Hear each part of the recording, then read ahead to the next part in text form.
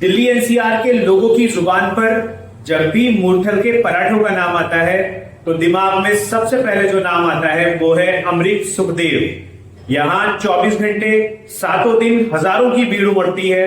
पर क्या आपने कभी सोचा है कि इस ढाबे की शुरुआत कैसे हुई?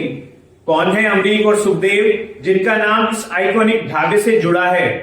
चलिए आपको इस ढाबे की वो दिलचस्प कहानी बताते हैं जो शायद आपने पहले कभी नहीं सुनी होगी। ये कहानी शुरू होती है लुधियाना के मिलरगंज से। साल 1950 के दशक में सरदार लक्ष्मण सिंह नाम के एक शख्स यहाँ एक छोटा सा ढाबा चलाते थे। ट्रक ड्राइवरों के बीच ये ढाबा बहुत मशहूर था, लेकिन लक्ष्मण सिंह को एक चिंता सताती थी। उनकी कोई औलाद नहीं थी। उन्हें डर था कि उनके बाद इस ढाबे को कौन संभालेगा।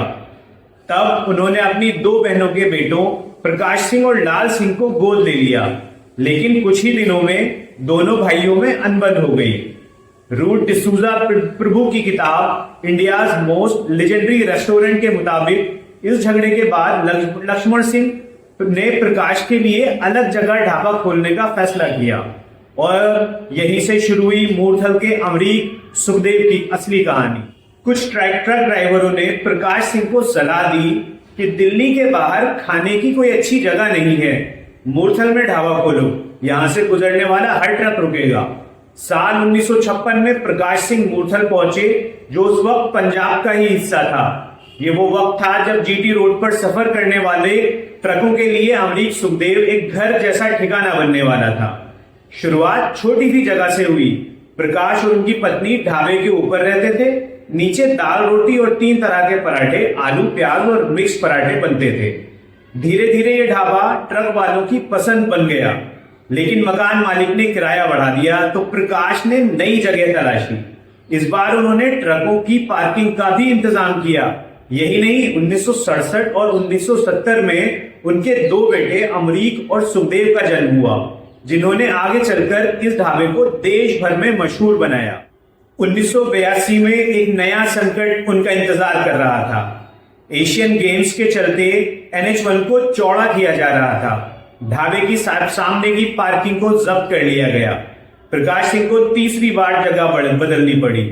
इस बार उन्होंने 300 रुपए महीने की किराएदारी में नया ढाबा खोला।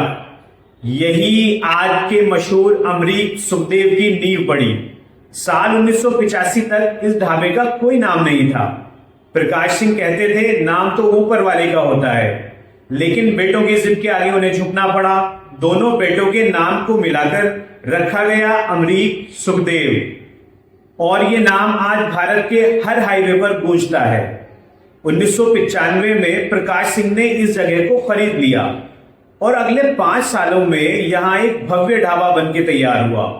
ट्रक ड्राइवरों के लिए साफ बाथरूम, आरामदायक बेड और पंजाबी मेहमान नवाजी, ये सब इस ढाबे की पहचान बन गए।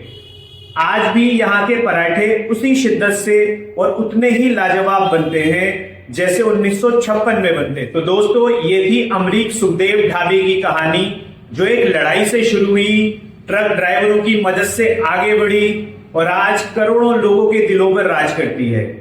अगली बार जब आप मूर्थल जाएं और अमरीक सुखदेव में पराठे खाएं तो याद रखें, यह सिर्फ एक ढाबा नहीं बल्कि मेहनत, संघर्ष और सफलता की मिसाल है।